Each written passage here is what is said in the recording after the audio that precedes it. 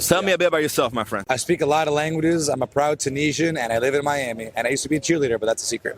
What do you think is the best part about Miami? I think it's the cultural aspect of it. You meet people that are from all over the world, and it's really cool to be able to speak a lot of languages with random people on the street all the time. So you go around, interview multiple people, you speak in different languages. Yes, I do. Why Miami out of all the cities in the U.S.? Miami and New York are the two cities that have the most eclectic mix. People are always visiting. People are always, from other countries that be out here. It's also hot all year round. Tourists are always here. It's like a washing machine that's always getting more soap in it. It's always revolving. Always new content. It's never dead, never stale. That's why.